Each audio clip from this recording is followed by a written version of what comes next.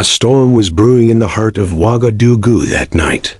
Captain Ibrahim Traoré lay awake, eyes burning in the candlelit room, haunted by whispers echoing through palace corridors.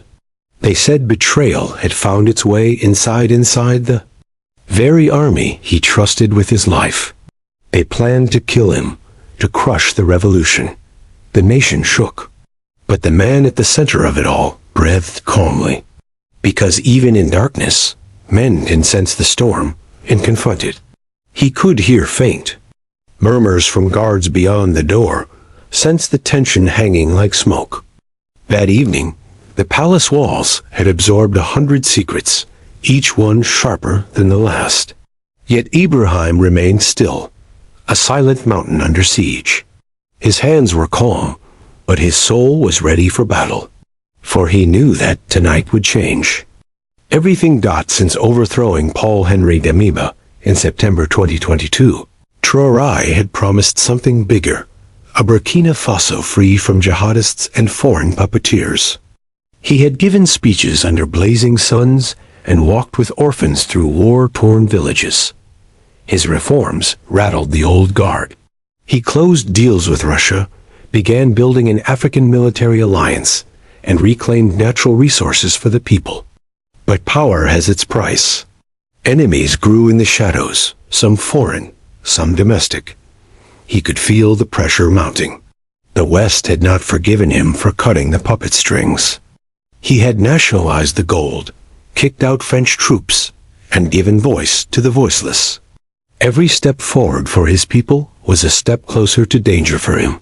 There were whispers in foreign embassies, closed-door meetings in hotels, men in suits planning what they called stability and restoration of democracy.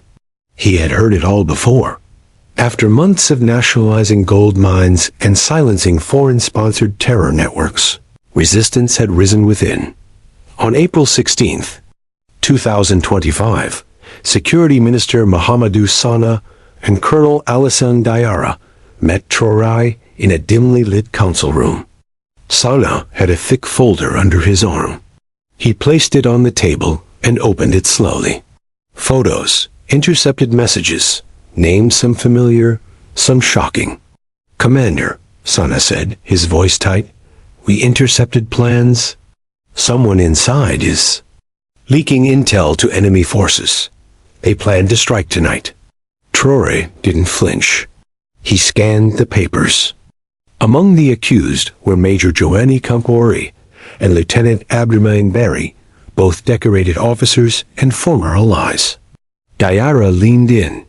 They arranged explosives near the West Gate convoy route. If successful, it would be over before midnight. The betrayal hit hard. Major Compaoré had once stood beside Traoré during the September 2022 coup. He was at the front lines, leading rebel units that deposed the old regime. How does a brother become a traitor? That night, silence filled the room. Ibrahim whispered, "If they strike tonight, they strike the people." He stood, slow and deliberate. "Activate Operation Black Shield. Deploy Falcon Unit. No hesitation, no second chances." The room emptied within seconds. The halls echoed with marching boots. In every corridor, the tension could be sliced with a blade. At 11:45 p.m., Captain Issa Ouattara led armored vehicles into position.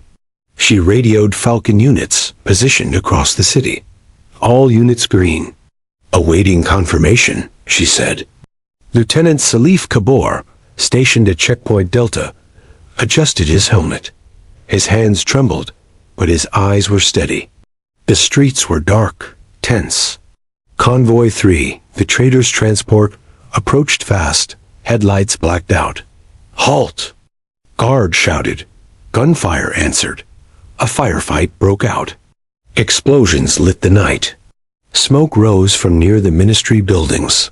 Sirens wailed. Panic gripped Ouagadougou. Inside the palace, Traoré stood at the window, watching live feeds, face cold and still. He didn't blink when the first soldier fell. Reinforcements moved in. The firefight lasted 7 minutes. Within minutes, the attempt collapsed. By 12:17 a.m., silence returned, but the scars remained. There were bodies on the street, shattered glass, blood, broken dreams. But the revolution still breathed, and its heart still beat in the chest of its captain. By dawn, state TV aired his message. Traore, dressed in full military gear, flanked by Sana and Diarra, spoke without flinching. This was not an attack on me. It was an attack on our nation's soul.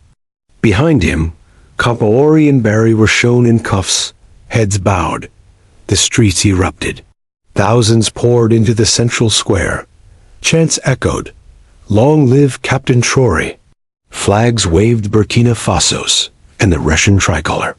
Posters of colonial rejection were raised. The city stood with its protector. Some carried banners that read, "Africa will never kneel." Later that day, Traoré walked among his people without armor, without fear. A weeping mother of a fallen Falcon soldier clutched his hand. "He died protecting you," she sobbed. "No," Traoré said softly. "He died protecting all of U.S." A teenage boy approached, holding a worn-out flag. "My father said you're the first man since Sankara to make the enemies fear us," he whispered. Traoré knelt and took the boy's hand. Cameras flashed, but the moment was sacred.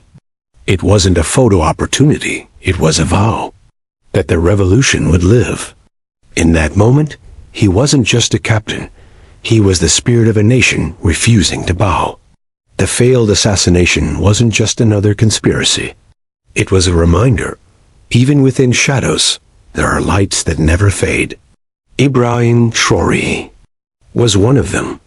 That night, the Falcon unit buried 2 soldiers, and the city mourned, but it also hardened.